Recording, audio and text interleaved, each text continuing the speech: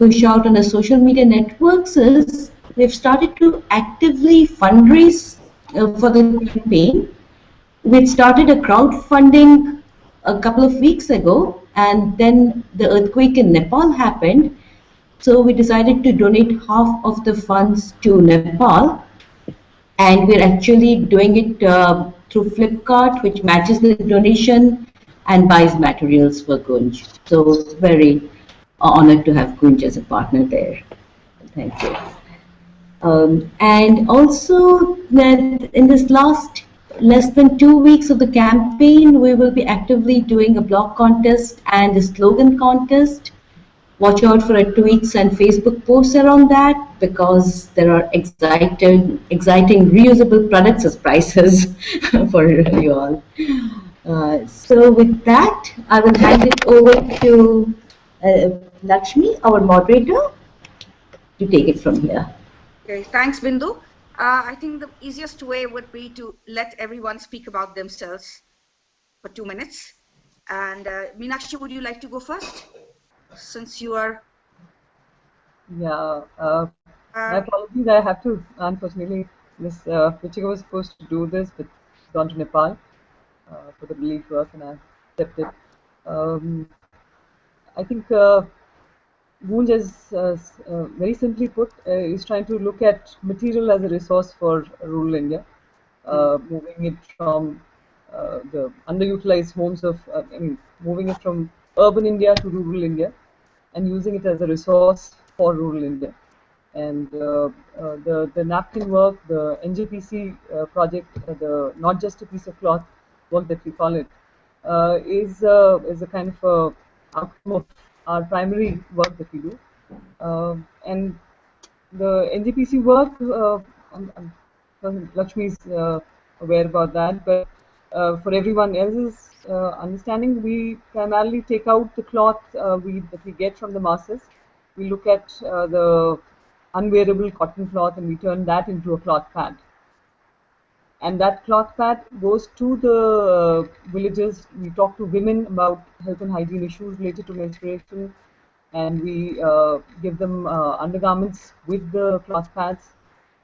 So the cloth pad, we primarily use it as a tool to get through to women, to open up the subject, to get them to talk about their difficulties and their challenges and their problems that they are facing.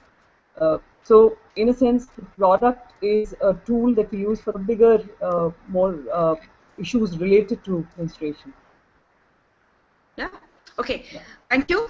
Shilpi, would you like to go next?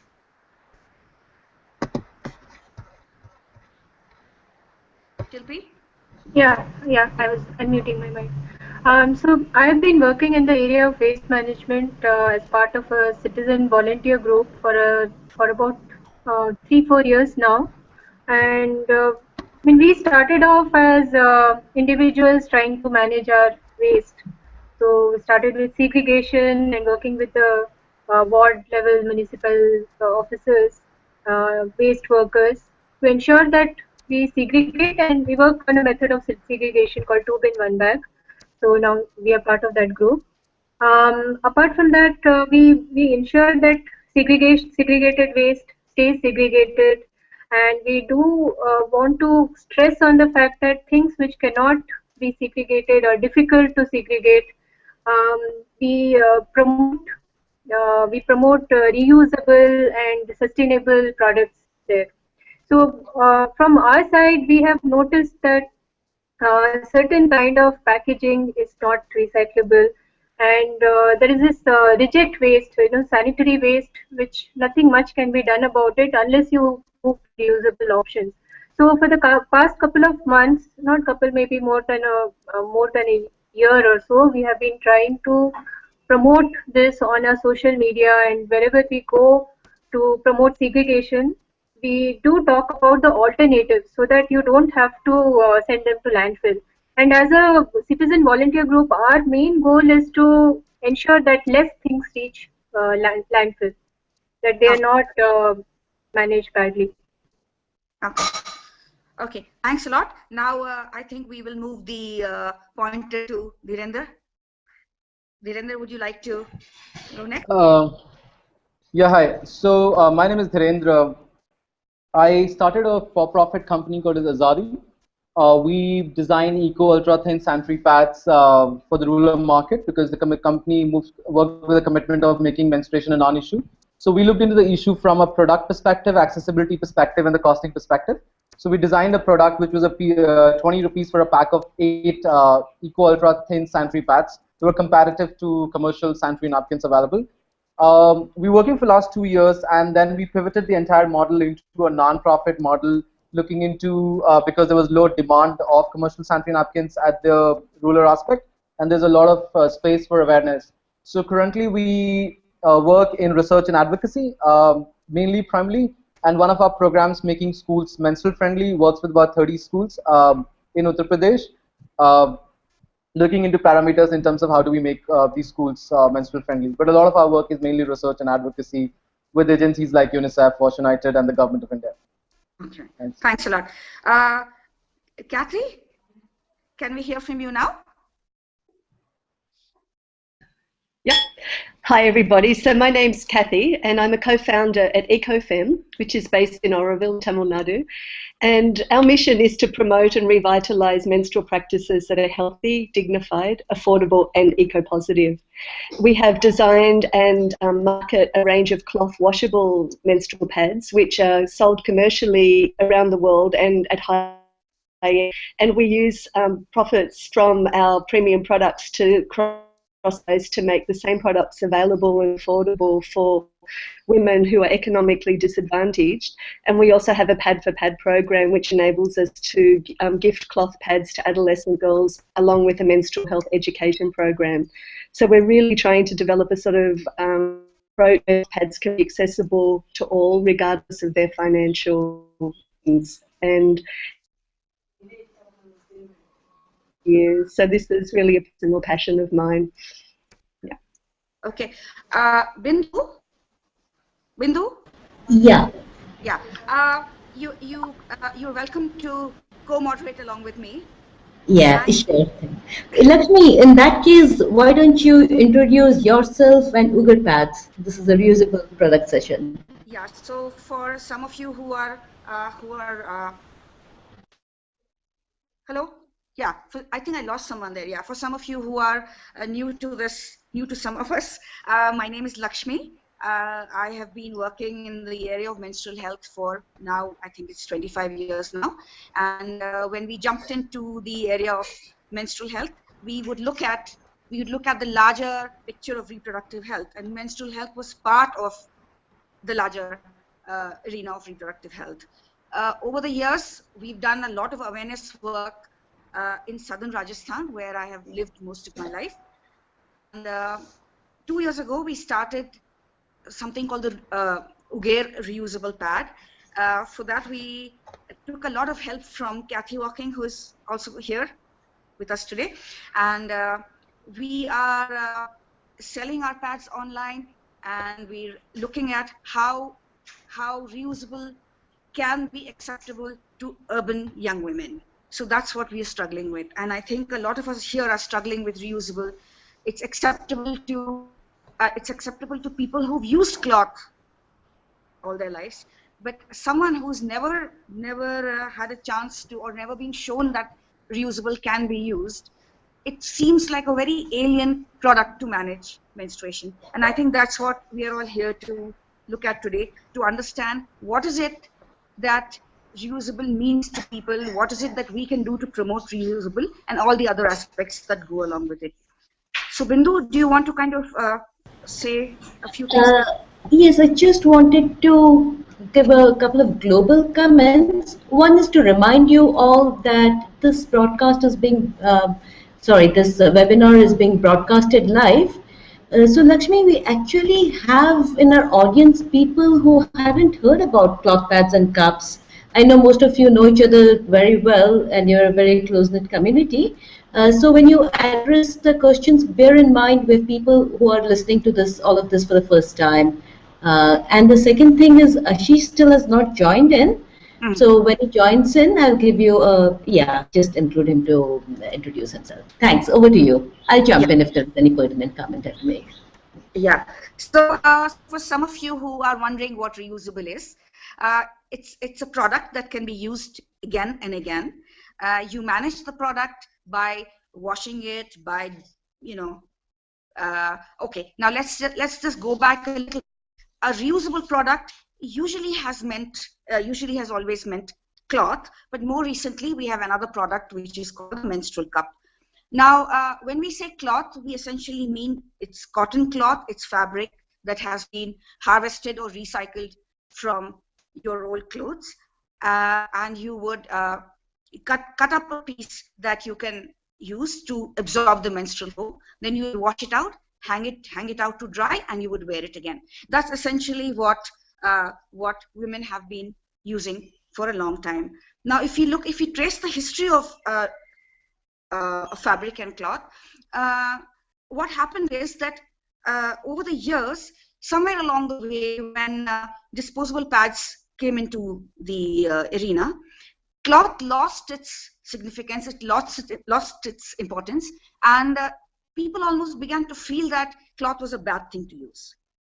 And that's the reason why it has never really been popular with urban communities. So now, because Meenakshi has to leave now, I think. Meenakshi, how are you for time? Meenakshi?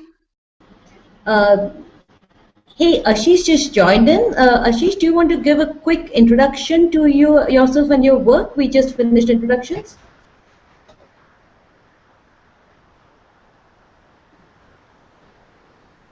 Okay, let's move on. Let's move on with your question to Meenakshi. Sorry, he's still not in.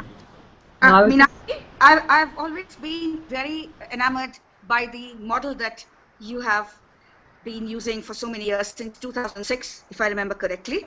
So would you like to share? Would you like to share the journey of the Goonj pad? Sorry, I lost you there, Lakshmi. Okay.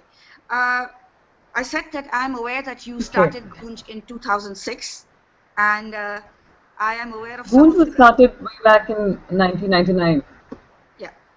Oh, is it okay? 1999. I somehow thought it was sorry. Sorry, I'm losing out in some of the words that you're saying, Lakshmi. But I. Okay. Can you describe the Goonj pad to those of us who don't know what a Goonj pad looks like? That's right.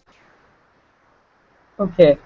Well, sorry, but you'll have to give me a minute for me to get the Goonj pad. But Goonj has been working now for about 16 years, and the menstrual hygiene work started way back in 2005, and it primarily came from our understanding about cloth. Goonj has been talking about cloth as a basic need of any person. Among roti, kapda, makan, cloth, food, shelter, and cloth. So cloth was something that we've been talking about as an important but ignored need. Okay. And when we spoke to women across rural India, in villages and in slums, we found out that apart from just for wearing purposes or just covering themselves, cloth also played a very important role in this aspect of basic need. So for a woman who's menstruating, a cloth is a very basic need which she needs month after month for years at a go. And to imagine, if you were to ask any woman as to how many saris does she have, and if she says 2 saris or 3 saris, which is typically how it is, then it's not very difficult to imagine that she would not have enough cloth to deal with menses. That would be a challenge for her. So we found that it was like a monthly disaster for a woman. She did not have enough cloth, and that's where and then we looked at all the cloth that we were getting from the cities, from the urban masses, and we culled out the cotton cloth, the unwearable cotton cloth, and we decided to use it or turn it into a very simple, very familiar cloth napkin, which women tend to make on their own also out of cloth. But we wanted to make sure that all the things which were going wrong with use of cloth in terms of practices in these women, we would value add on that. So the cloth was washed, we talked to them. So the important element was not just the product, but also to talk to them about or make them more aware about the health and hygiene aspects. So the many do's and don'ts around using cloth, about how to store it, how to wash it, how to dry it, how to dispose it off. all of those aspects was something which is very integral to our work. So the product really becomes like I was saying earlier, it becomes like a tool to get into their lives and take it as an opportunity to talk to them. The third element which we realized, and that's also a very critical element for us in our work, is that we realized that it's such a taboo subject, and there are so many myths and things around it, cultural aspects around it, that if we only focus on the product, that will not probably address the whole issue. So we talk about access of getting it across to the women who most need it but can't afford it. We talk about affordability to make it as easy for a partner group, for a person to get it from us, and we talk about awareness. So all those three elements is something that we are trying to focus on, with product as a kind of a kind of entry point into their lives. Okay. Would you like to speak a little about the costing? The costing is, yeah, I mean, I saw the question which was there about the 2 rupee, but for us, costing is not something, it's not a simple one route thing for us. I mean, we have multiple ways of getting out napkins to women. For example, in disasters, we give it out free. For partner groups who are working with the most marginalized women, we subsidize in terms of transportation. We do all. Then there is a sponsorship model that we talk about.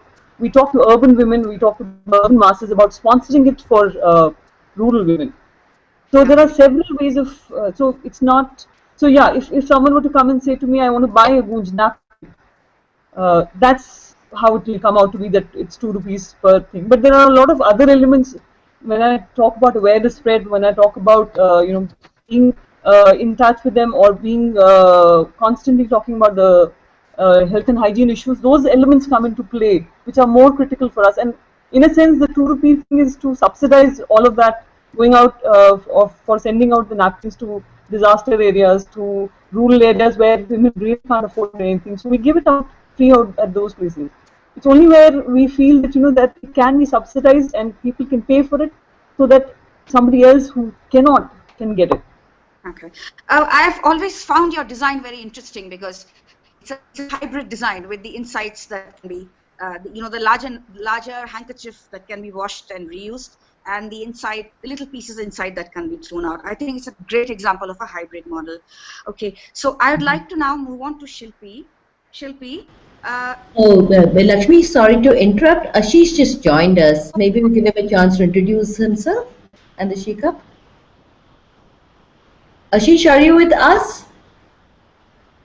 I think we again. Yeah, I think we can't deal with it. Okay, sorry about that. I'll let you do it. Okay, let's move on to Shilpi.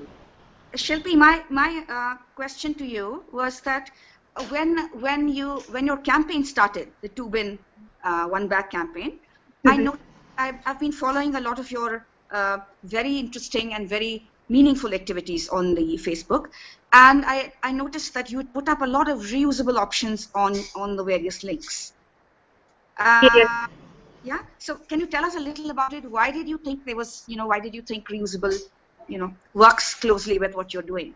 So we think at 2 bin 1 bag, we think that most of the waste falls in 3 categories.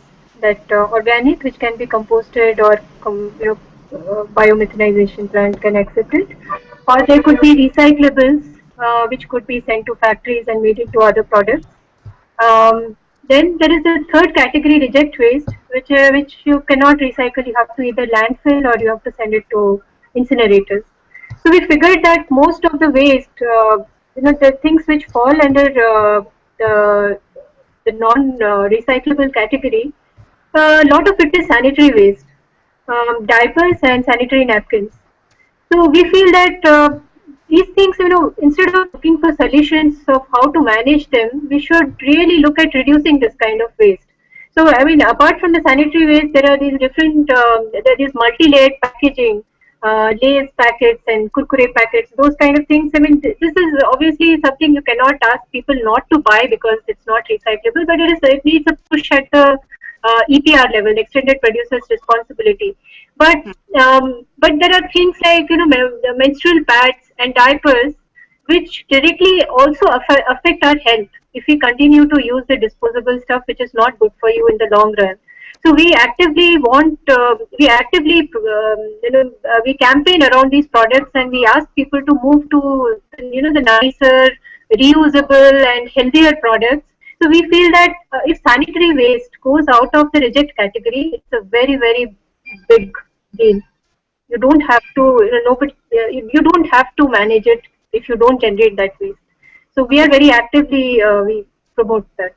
So what is the kind of percentage of, if you're looking at a day's garbage, when you did your studies, what is the percentage of sanitary waste in a day's garbage in your area, in Belandur area?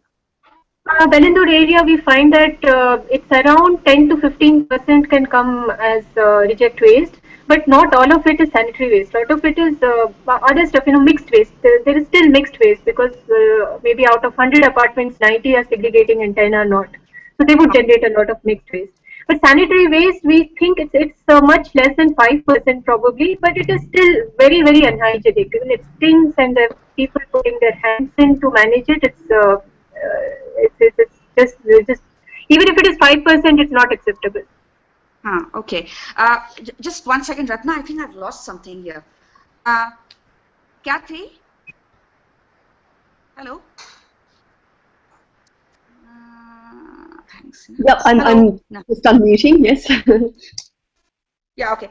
I think, Kathy, I think I lost you for a minute. Kathy, would you like to share something about Pondicherry?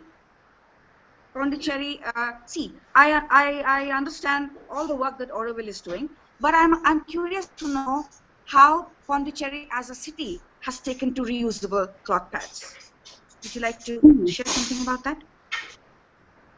To be honest, Lakshmi, I'm not sure I can really specifically answer that with a lot of authority because I don't really know. What we do know is that at least as far as our commercial line of pads is going, we've seen, like I mentioned earlier, we have a sort of commercial line and a non-commercial line which we offer at, kind of cross-subsidy. So the commercial products in India as a whole are definitely increasing sales. So we're seeing a growing market in India as I think women are becoming aware of the alternative options and, like other people on the panel have mentioned, just realising the waste implications. So I speak a lot about Pondicherry. I can certainly say in Auroville, where Bindu and I live, there's been a very positive response to alternative products in general, both cups and cloth pads. And I'm guessing that, probably more than half of the community of Auroville women who are menstruating are using alternatives. That's a bit speculative, but just based on our local sales. Okay, and regarding the, I know that EcoFem pads have a waterproof lining at the bottom. I know that that makes the pad leak-proof. But my question is that is the substances that are used to make it waterproof, is that biodegradable? Is that eco-friendly? Is that, what are your comments on? So it's not, it's a polyurethane laminate, and it has, the thing is, to use bioplastics would not make the pad durable, quite frankly. The whole point of cloth is that it can be reusable and durable for a number of years, so that is where the waste is reduced, having a lifespan of the product. So while we've looked into but none of them have anywhere near a kind of lifespan that would be appropriate for the lifespan of the cloth. So it certainly is a trap. Given that the PUL layer has a lifespan of 75 washes, which you could say translates to approximately 4 or 5 years, we feel that that's a small price to pay in order to make the pads functional for women. And as we've found out, that women are very concerned about, leakage is one of the major concerns that women have. They don't want their pads to leak. So we've just decided that in order to make that the women feel comfortable to switch to reusables, and that small trade-off to have one small leak-proof layer, which, as I said, basically I think what you have to understand with the reusables like this is that you've got a ratio of about 1 cloth pad to about 100 disposable products. That's the thing. So this has to be understood in, So, and just to mention one more thing about PUL, that it is the kind of international standard, both in cloth as reusable when it comes to leak proofing. Okay, right. We can now look at what Dhirendra has been doing. Dhirendra, are you there? Dhirendra? Yes, yes, yes. Yeah. Hi. Now here you are making your disposable pads, and here are so many of us here, the rest of us looking at reusable. So how do you place yourself in this group? So I'm going to start with a disclaimer that we don't make pads anymore, Okay. and you're aware of that. But I frankly speaking, with that notion too, I definitely have mixed thoughts about you know, about the entire group as such, because it's pretty interesting, because there is one group, like I'm saying, there is a range here in the group, which is, say, start with Goonj, which is actually catering to the bottom of the pyramid, and then there is, like, cloth pads and menstrual cup, which we all know mainly reaches out to, say, an upper middle class kind of a scenario, right? But there is a huge bracket, there is a huge gap between the two, and which is where the huge market is. And my concern, which always has been that at one, I think there's a discussion on reusable for sure happening at one end, but the other end, the market itself is moving, and the government is the elephant in the market, in the room. We all know that. They're the one who's pushing disposable sanitary pads, and more demand for sanitary pads is increasing. The companies are investing more and more money into commercial sanitary napkins. So I think I would not say as an individual who started a venture making commercial sanitary napkin, but more as an observant and a learner from the sector, that I personally see that huge gap is something that needs to be filled in, and that huge gap is the gap that defines the market, and that huge sector or segment of the people, we're talking about garbage disposal and all these things are actually coming in. There's not so much of garbage disposal problem in, like, the very rural parts of the country. Um, and there is not much in, like, in, say, upper middle class, because the definition of disposal for the upper middle class is the moment it goes out of their house, they don't bother about it. So it's also the middle, like, which is the problem, and I see that is where actually the commercial sanitary napkins are filling in, and there are larger players into it. The second aspect is also around aspirations, which I also talked about in the last conversation, that when we talk to girls and women, and we do these workshops and we have dialogues in, say, tier 2, tier 3 cities and in villages, the aspirations are very high for using a commercial sanitary napkin. Blame it on media, blame it on government, blame it on anyone, but the answer is that the aspirations are really high. They're easily accessible, they're affordable, and they're convenient. So I would say there is a debate, and I don't have an answer to it, but I just want to put the debate on the platform to be, to be aware and alert about. Yeah. Okay, and now this is for Bindu. Yeah, Lakshmi. Yeah. So I'm I'm asking you now to co-moderate along with me. Is there anything that I've missed? Anything that you had in mind that you want to share with us? Yeah. So since Meenakshi, ma'am, do you have to go? I have to go, but I just wanted to leave with a little thing that we've quoted, and this is there on just on this, because they then brought up this whole thing about the debate, and catering to the bottom of the pyramid or to the top of the pyramid. And I just wanted to share, and this is not something, this is not Moon's research. Just wanted to read out something which is been quoted in Down to Earth magazine, and it's just numbers. Basically, it's numbers, but I think the numbers speak for themselves in terms of if we look at the things in a very simple way. Even if we were to look at things in a very simple way, it would still amount to a kind of a crisis if we allow the non-reusable products, the non-biodegradable products go on the way, and the market, of course, is there. There is there is a huge market that they see. So I just wanted to read out a little something, and I'll then. My apologies. This is a very, very interesting discussion, but unfortunately I have to step out. So I hope you have a very good discussion. And I'll just read out a little bit from what is a quote unquote from Down to Earth magazine. They've done their own research, if you allow me to. Lakshmi, do I have your permission to do that? Yes, of course. Okay. Okay, so I'm just reading from here. It says a woman is said to have 3,500 days of menstruation, And according to Down to Earth magazine, there are about 300 million menstruating women in India, and only 12% of them, which is 36 million Indian women, have access to and can afford sanitary napkins. Allotting 12 napkins to a woman per month, it found that this added up to 432 million soil pads, weighing to a staggering 9,000 tons a month, enough to cover a landfill spread over 24 hectares. Yeah. So I think we need to look at it in whether we are talking about the women who cannot afford a market napkin or women who can afford a market napkin. What is it going to lead to if we just let the market take over?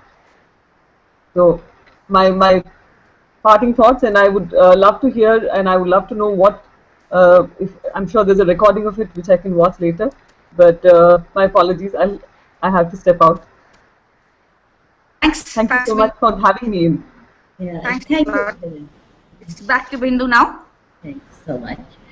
Okay, I think since Ashish is not here and the conference is specifically about reusable products, we should spend, in honor of Ashish's work in promoting the She Cup in India, say a bit about the cup.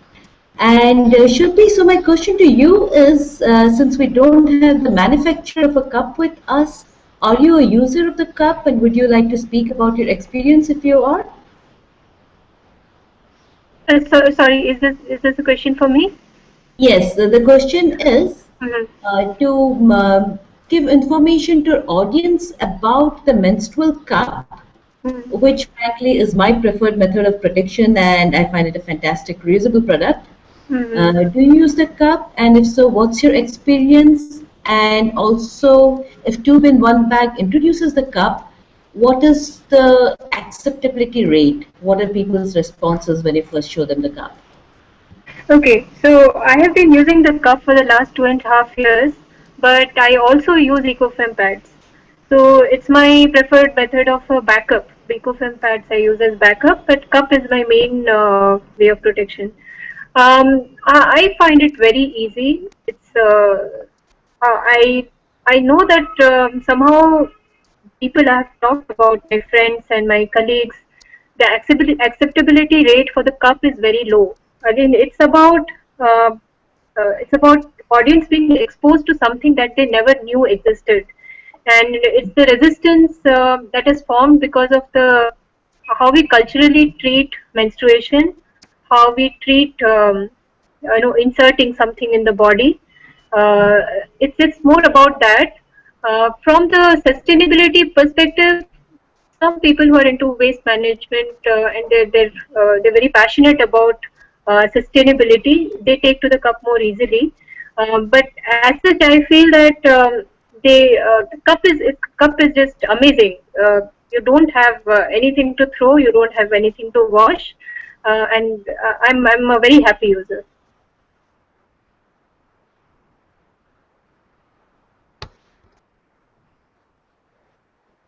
Bindu? Hello, Bindu? Yeah, I think Hindu's dropped out. I think we lost somebody over there. Okay. Bindu, shall we wait for her to come in, or should we just carry on?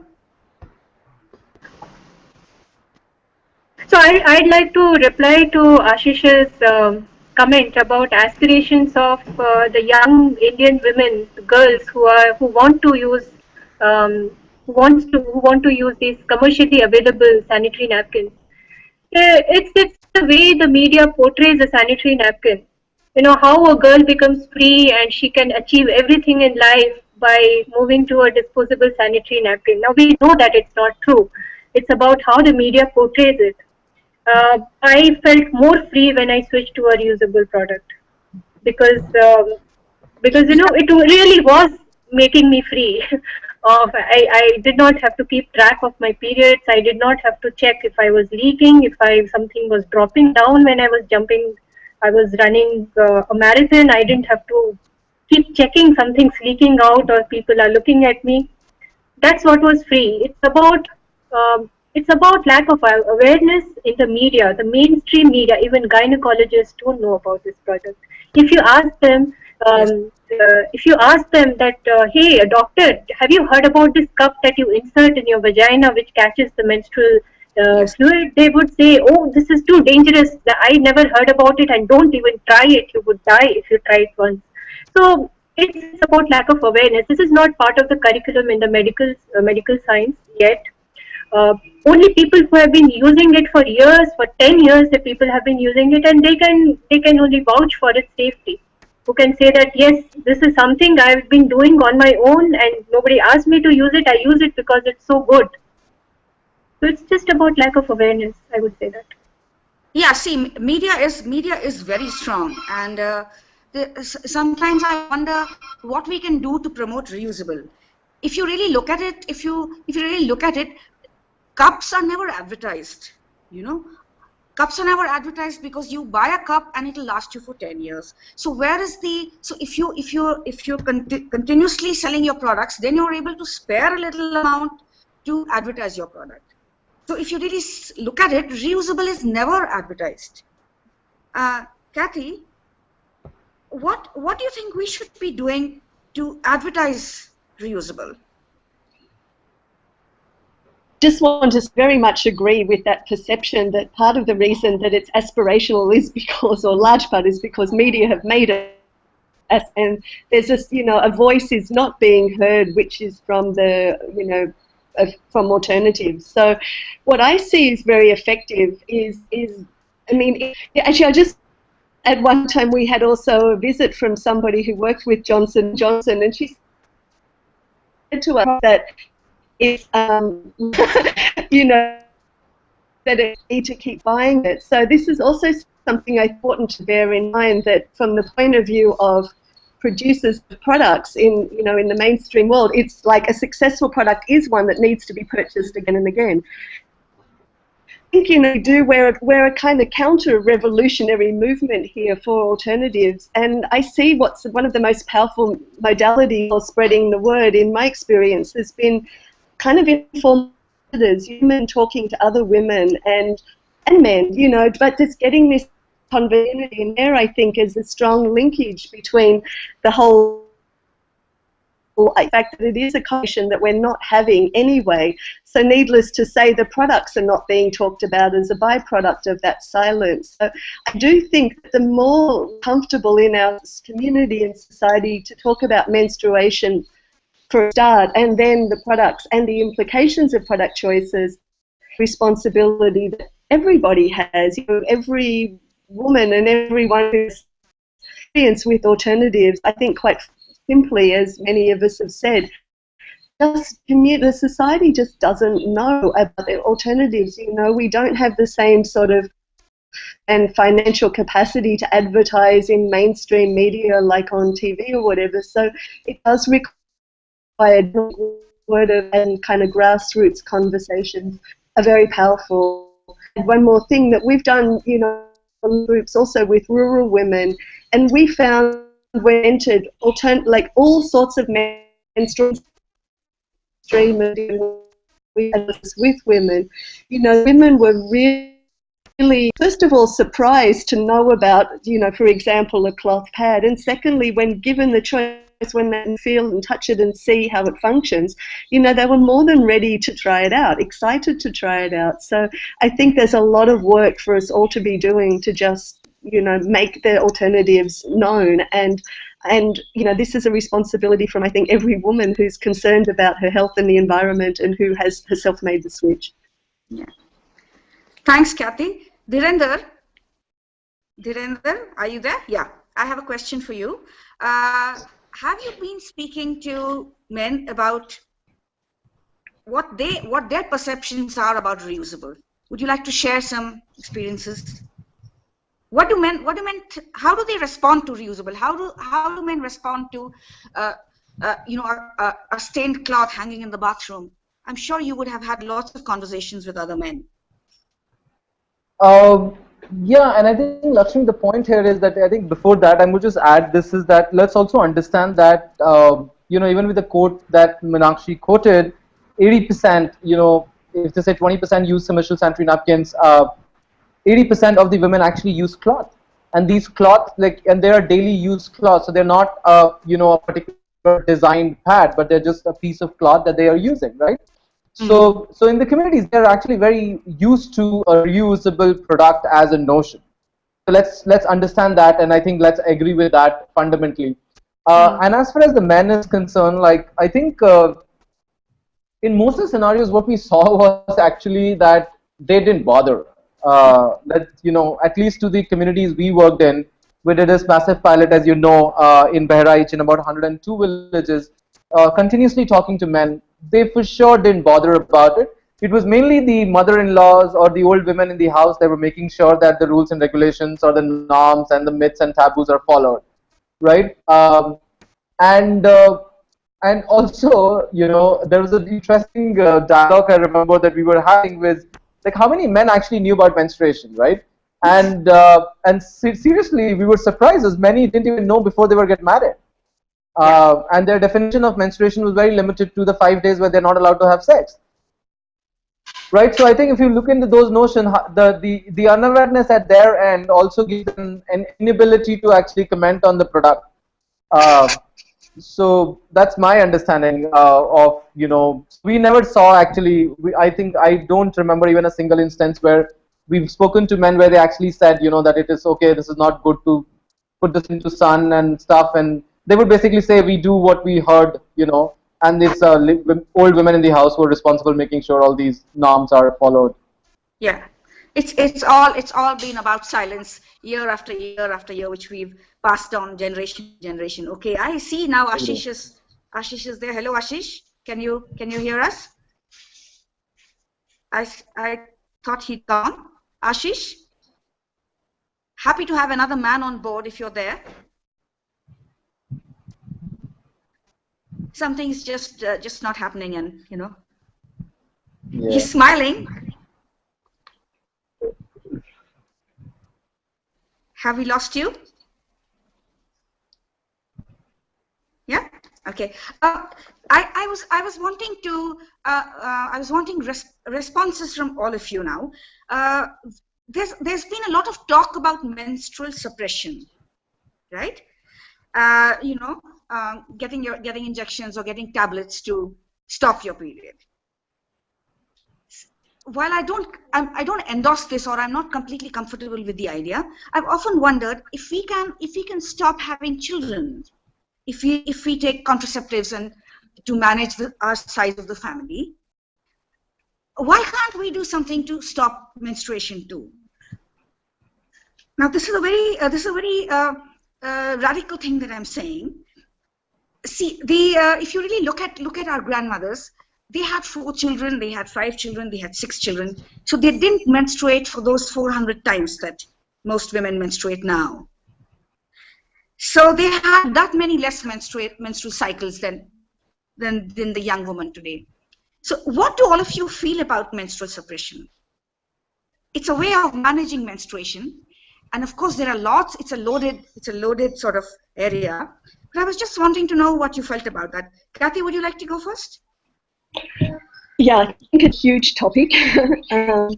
What I feel is actually, to some extent, symptomatic again of our kind of menstruophobia, our aversion to the whole idea or experience of menstruation. And I think the reality is that it's still a lot of in the medical consequences of menstrual suppression is, and whether this is a good thing to have or not. There's a lively debate going on, and I guess personally I just take the view this is that women do have.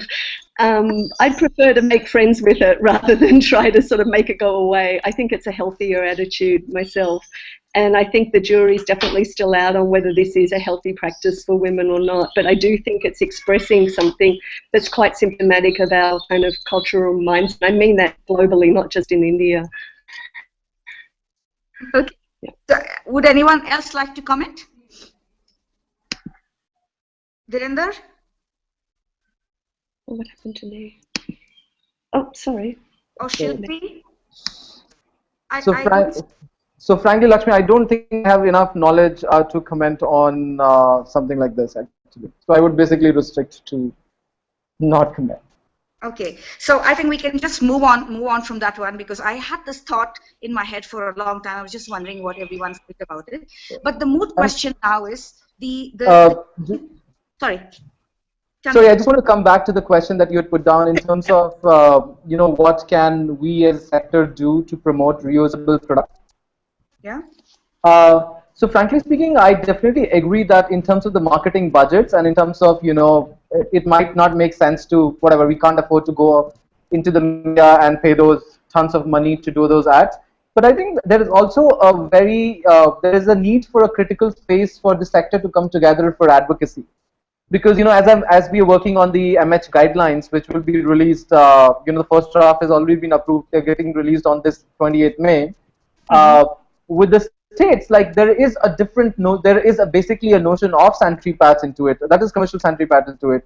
There's a notion of building incinerators on it. And as far as many of you on this panel, I know them personally. Everybody of us, I think, are not a very big fan of either sanitary commercial napkins or incinerators as such. But we don't see a strong voice coming to the sector to actually going to the government and saying, okay, so if you're putting a guidelines together, this will be there for now and forever. It's going to take time to change those guidelines. It took 2 years to put the guidelines. It's going to take another 5 years to get an amendment if you want to. So definitely there needs to be a stronger voice to kind of say, why are you distributing free sanitary pads? Why are not you doing a vocational training program or teaching the girls to stitch their own pads? Because there's a budget for all this stuff. There's a budget for free distribution. There's a budget for IEC. And I'm saying because of the understanding that we have and the discussions we're having with the government on the MHM guidelines. So kind of just summarizing it, that maybe we can't do this, but maybe we can prevent, the government to push sanitary pads, commercial sanitary napkins into the market, because they are the one who's pushing more than a P&G or a Johnson & Johnson is pushing in the rural markets currently. And I think the sector needs to have a consolidated voice there. Okay, that's a good thought that you've put across the table. We really need to speak as one. In fact, all of us getting together, I think, has been such a good idea, that we're all rooting for the same thing. We all believe in the same thing. Our philosophies are the same. Let me now interrupt. I think I can see Arpita. Arpita, are you there? I thought she suddenly came in. Ashish, once again, are you there? No. I think the conversation is just now between the four of us. And how are we doing for time? I think we have another 5 minutes. Another 11 minutes. Okay, another 11 minutes. Okay, Shilpi, are there any thoughts you have? Because we lost you for some time. Is there anything that you would like to share? We've lost Shilpi too. Yeah. We seem to have lost a lot of people. Okay. Dhirendra, can I then come back to you? You mentioned earlier that you had stopped manufacturing Azadi pads. Is that right? Did I understand correctly? Yes. Yes. So would you like to tell the audience why? So one of the major reasons, so I will basically look into two reasons. One was a mission-oriented kind of scenario. Second thing is because of the social business, on the economics of it. So let's just understand the economics, right? So on the economics part of it, as a company, we were very specifically looking into rural areas. The awareness on the ground is really low, and therefore the demand of the pads was also low. So in our model, we heavily invested into creating awareness on the ground. So every village we went into, we had an Azadi champion, a woman who was trained to go door to door, have conversations, call up group meetings, and work with the thing. So the cost basically was high. But even with that, the amount of demand she's able to create, it was like, 30 packets, 40 packets, 50 packets for one village. So if you look at how much she's making for the effort she's doing in a year per month was really low. Because on a packet of 20, our commission was even more for. So we were working on about 20% commission. They were making 4 rupees. So even if they sell, say, 50 packets, which was on a higher end, they're only making 200 rupees a month, which is technically equal to, say, 1.5 days of Narega's salary. Right, so that kind of withdrew them, and then we started adding more products to make sure it's financially viable. And that's where the mission perspective came in, that we realized we were actually moving out of the mission. So interestingly, I think the rural markets still are not ready. And it's going to sound like a cliche, but I also have this notion that maybe in the next 5 to 10 years, the rural markets will be ready if the government continues to push in so much of these commercial napkins, because people will get used to them. People will get used to paying something for them, and then it'll be a ready market for bigger companies to enter and set up shops. Yeah. Yeah. Kathy?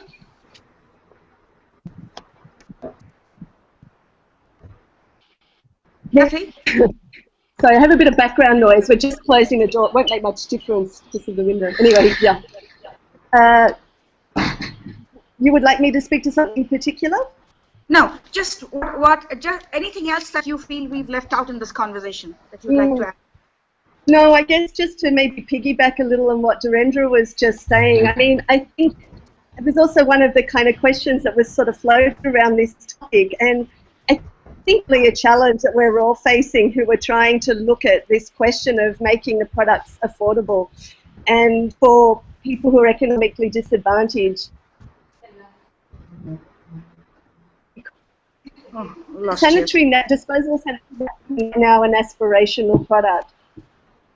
I think that it can change. I think that, for example, cloth pads and cups can become aspirational products slowly too, if there is enough collective effort for people to speak out about it. But I think that for rural distribution, that's definitely a challenge that we're facing, is exactly what Dhirendra has described, to really crack this price point. And I think one of the biggest obstacles we're facing on that is that, in the perception of women, when they see disposable pads are so relatively cheap, when it sort of becomes 2-3 rupees a disposable pad, they're really questioning, why should I spend, more money on cloth, durable cloth, and a designed product for something like menstruation, which is considered anyway not something that has to be valued.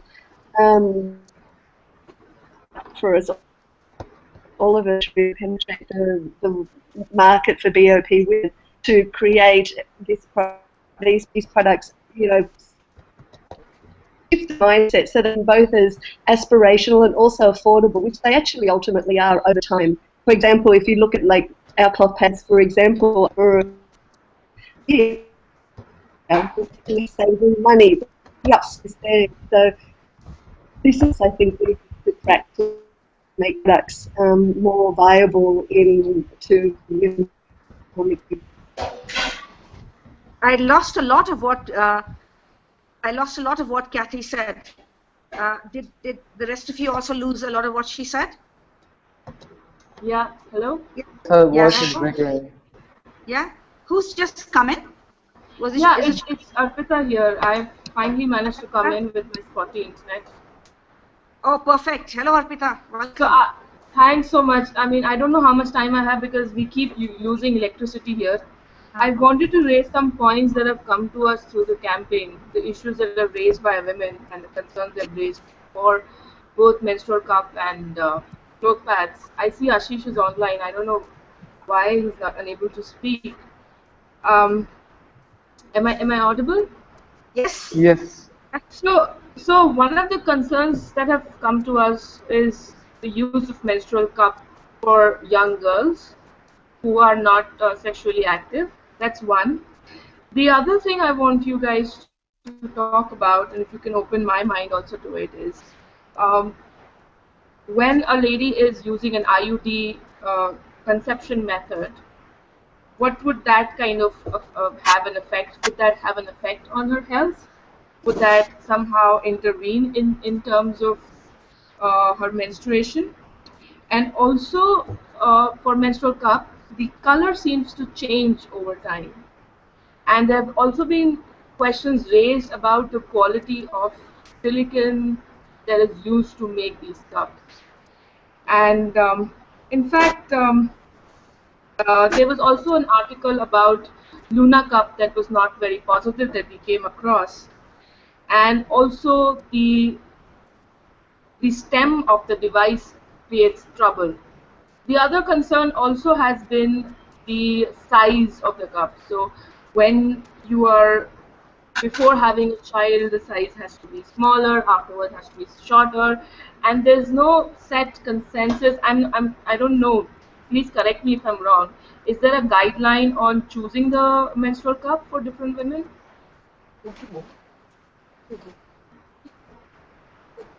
Yeah. Hello. Hello? Yeah. Can one of you answer some of these concerns? I really wish Ashish was on. He would have been the right person to answer these things. And I think we're kind of running out of time as well. Dhirendra, am I right? Sort of running out of time, and we've been, yeah. Yeah, it's been we have 3 minutes, but I think it's in hands of Arpita. So if you want to spend another like 5-10 minutes, I Yeah, don't know if we can I'm do this. okay because see the thing is, okay, so Ashish's mic is not working for some reason, Okay. and he would have been the perfect person to answer these To questions. answer these things. Yeah, so I mean I don't know what to do about that, but my my concern, Can I answer this question? yes, absolutely, absolutely. Absolutely, Shilpi. So there are many videos you would find online which talks about what size of cup is good for you and how to find your Goldilocks cup. It's all about the height of the cervix uh, Yes. and the amount of flow that you have. You may have to experiment with one or two, but eventually you would find what you're looking for. And once you find it, it's kind of it's going to work for you for maybe not rest of your life, maybe for 5 years or 10 years, it's going to work for you. So if you're ready to experiment, you can go ahead and buy a cup. She cup is a pretty good size to start with because it's kind of average sized, medium sized. There are cups which are smaller and there are cups which are bigger. You can look up these videos on the net. You can also join the Facebook Sustainable Menstruation India, and you can ask a question. It's a very useful, very supportive group of women who have already been using reusable products for managing menstruation. So you can ask them what size of cup is good for me, and you will get your answer. Yeah, so in terms of also the age, that is a concern even raised during the chat that you guys hosted from Two Bin One Bag. In terms of the age factor, that is often believed that young girls shouldn't be using it, and of course the paranoia and the fear that we are taught as young kids and young girls also, that don't insert anything in your body which is which is unnatural. So how do you approach that question?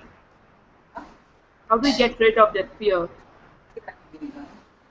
Oh, that is a $1,000,000 question. It's getting rid of the fear is, it's something that one has to overcome at an individual level, perhaps, and also collectively. Some of us who've been using cups and who've had positive experience speak out, and get other people to join in. I mean, that I guess is one way to do this. So is there a way that you say, Lakshmi, how do we get parents more aware of this issue and parents more acceptable to having their children use such products? See, for 30 years, I've seen parents passing the buck on to teachers. They don't want responsibility of sex education at all. Indian parents have a long way to go, and we've been struggling with this for so many years. And if sex education at class 9 is seen as you're teaching our children how to have sex, rather than you're teaching them about safe being safe, or teaching them about HIV, or teaching them about their own bodies and so on. So I think it's not going to happen easily. It's going to take time, and like Dhirender said earlier, there has to be now one strong lobby towards probably educating parents. I don't know. I mean, that's the way to go, I guess. So we have to bring this conversation somewhat to a close. So, does anyone have any burning point to raise before I declare it officially closed? Yeah. Dhirender, Kyati, Shilpi, Arti, Ashish, Bindu, to all of us here. No, I think we're good. I think I'm we're good. done. So let me just kind of end here by saying I hope that someday we see reusable products coexisting with all the branded napkins at the Kirana stores. So when I go into a Kirana store, I can ask for a Whisper, I can ask for a Stay Free, I can ask for Ugair, I can ask for Goons, Ecofem, Jeoni pads. Maybe Azadi will have a cloth version. I don't know. I really have this dream, and I'm sure you all share my dream, and I hope that this comes true. Yeah. So yeah. Yeah, thanks so much. I just wanted to have one last point. I haven't gotten the chance to speak a few minutes. Yeah. So just wanted to make my last concluding point, if that's okay. In terms of in terms of what goes in the pads, in terms of the chemicals and the products and that it requires and the life cycle, I think we need to have more transparency as consumers to what we are using for something so personal and something for our hygiene. And a lot of these products that are coming up these days are in just namesake eco-friendly products, and it would be really important to bring all of these thoughts together and have more transparency in terms of what products we are using. And that's just about it, and thank you all for joining. And we are really sorry for the internet issues, the electricity issues, but we have had a wonderful session with all of you, and we'll send you the recording of the video soon. Thanks so much. Have a wonderful weekend. Thank you. Bye. Thank Bye. you. Thank you all. Bye, Shilpi. Bye, Lakshmi. Bye, Ashik. Bye, Dhirendra. Bye, everyone. Thank you so much. Bye, Kathy. Bye. Bhaviji.